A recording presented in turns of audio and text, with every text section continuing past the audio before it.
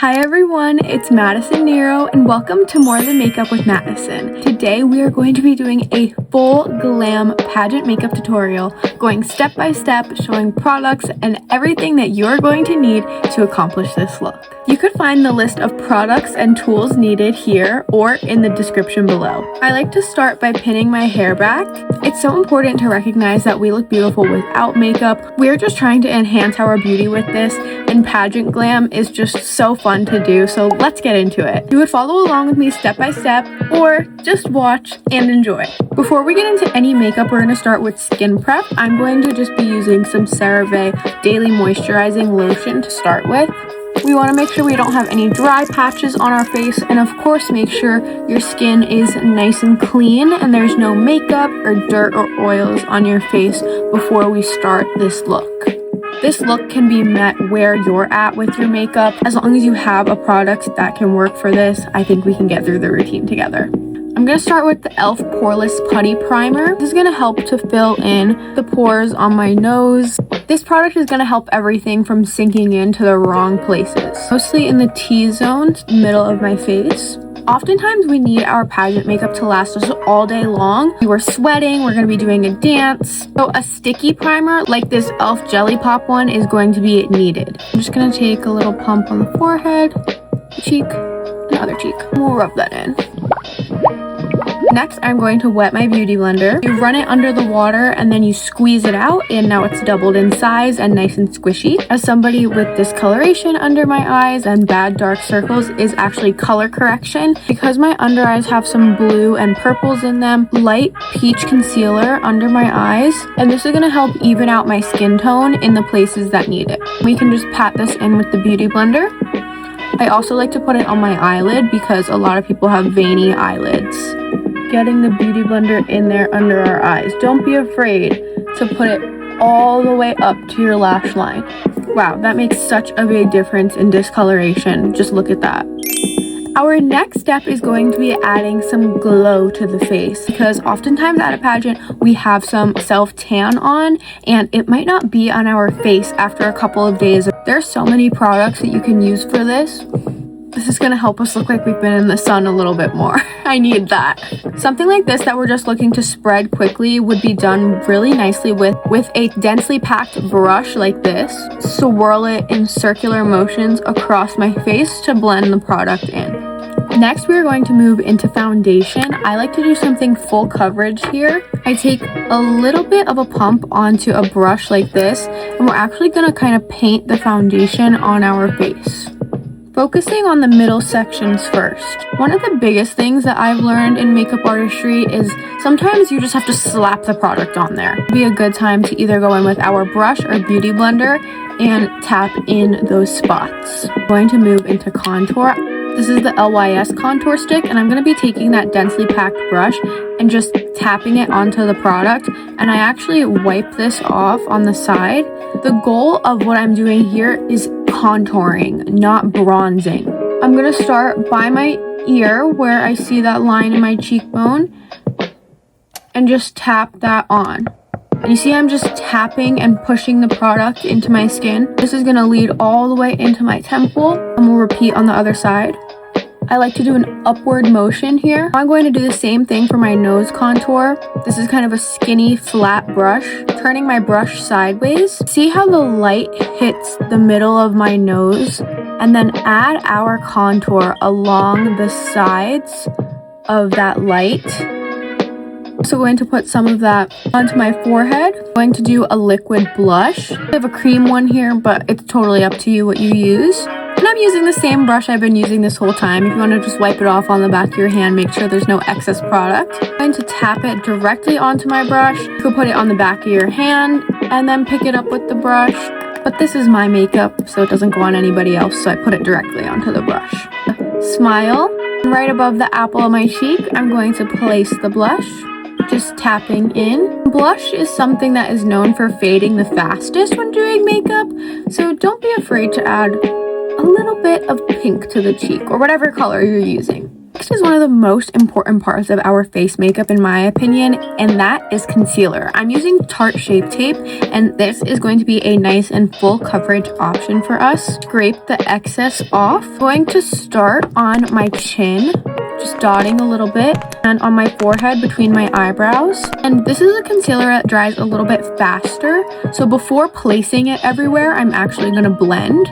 Use the beauty blender here, just tapping everything in. I'm going to put some under my eyes and in the corner. I'm going to open my eyes nice and big. You can look up and really get in there with your beauty blender using the pointy edge, tapping that into the skin.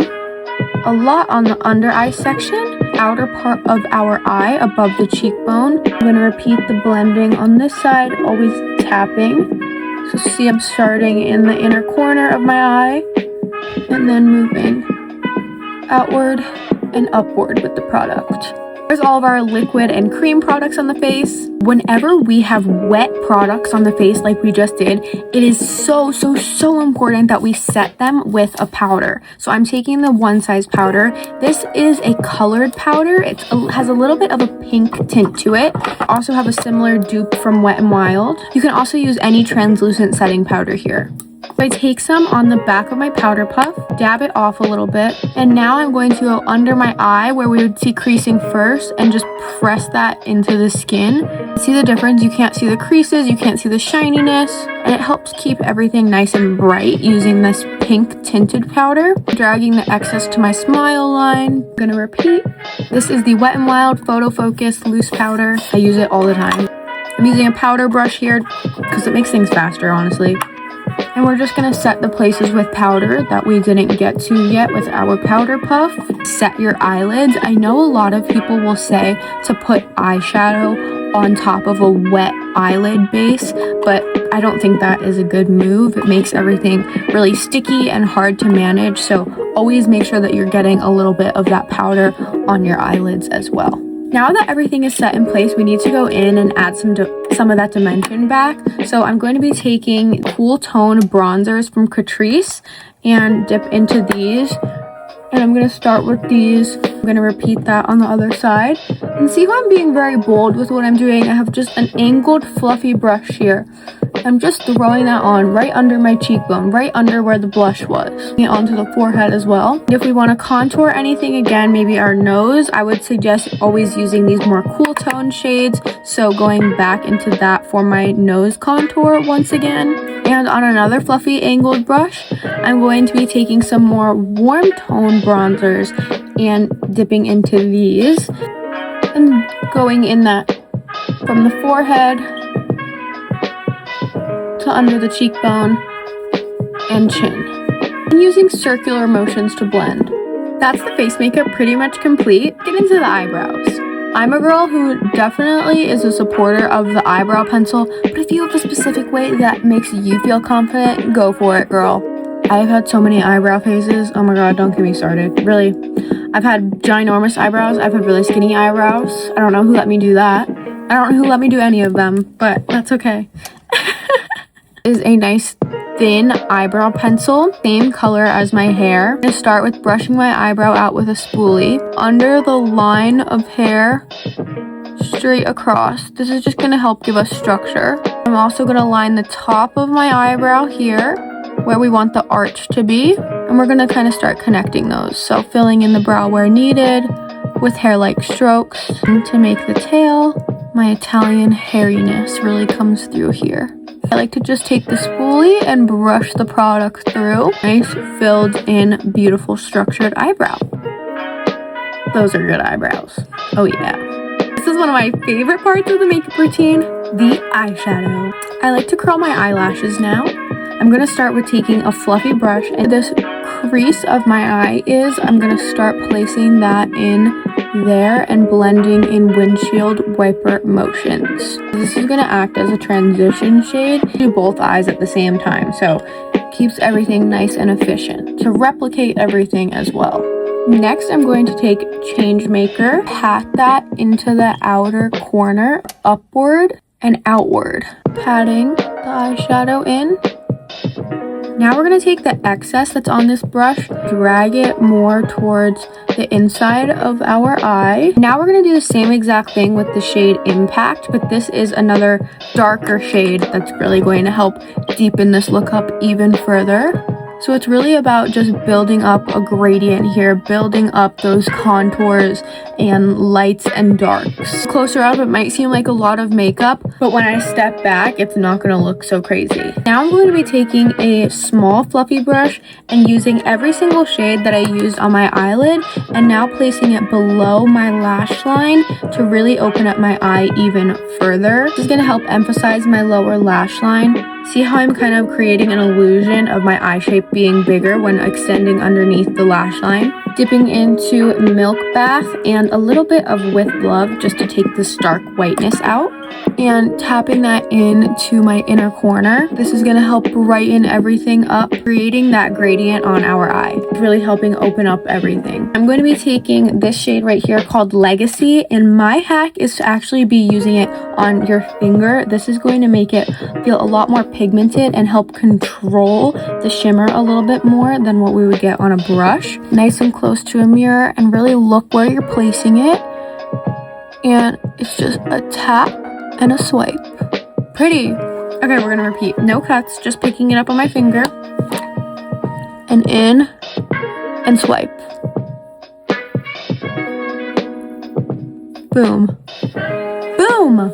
Now we are going to get into liquid eyeliner. You can also use a black eyeshadow, but I really think the liquid eyeliner is what is going to set this look apart, make it really full impact, full glam, and I am a wing eyeliner really for life. For life, and this is a fresh new one, so let's get into it. We have a felt tip liner here. I'm actually going to be doing this like a stamp. So in my inner corner, I'm going to go in all the way to my tear duct and tap and slowly go up with the liner. Just up on my lash line, tapping and pulling. And then now as I get to the outer part of my eye, I'm actually going to turn the eyeliner around and use it like a stamp again. Seeing the nice angle of what a winged eyeliner would look like, I'm going to start stamping. Boom. And then we go from there and connect it. Look at that. This can take a lot of practice, but once you get it, it's so worth it. Stamping. Turning my eyeliner around. And stamping. Oh, I'm just realizing I don't think I put blush on. Like a powder blush. Back into our face palette. Dipping into our pink powder. And just tapping it on to the cheekbone. We are going to do eyeliner. Oh my god, no we're not. Now we are going to do mascara. Sometimes this is a little bit of a trust the process. I'm also putting the mascara on my bottom lashes, which is more like a tapping motion than anything. Now that our mascara is on, we're going to get into our finishing touches, which are fake lashes, lips, and highlighter. Using the highlighter from there and Smile. And on a little fluffy brush, I'm going to just add that onto the apples of my cheeks where the light hits. I like to get a super teeny tiny brush and dip into that highlighter again. And we're going to highlight the brow bone, the bridge of the nose where the light hits, the inner corners of our eyes. So I'm going to peel the eyelash off of the tray, squeeze a little bit out, and apply it onto the strip lash. Repeat for the other eyelash, and we want to let these sit for about 1.5 minutes to 2 minutes, and that's going to allow the glue to get a little bit tacky so that when we first place it on our eye, it immediately sticks and doesn't wiggle around and slip around. I'm going to be using a pencil lip liner. This is a little bit darker than my natural lip. The Smile. I'm going to help expose my natural lip line, and I'm going to place the liner. And it's okay to overline in the middle of our lips, but what's going to prevent us from that crazy overlined look is making sure that we always connect our lips back to the corner properly. Now I'm going to grab that lash and hold it in the middle. I'm going to use the middle of my eye as kind of the anchor point, and then direct the tails. Now we're going to be moving into our final steps is a liquid lipstick that is a similar shade to the lip liner that we use. And I'm just going to throw a little bit of it onto our lips and tap it in.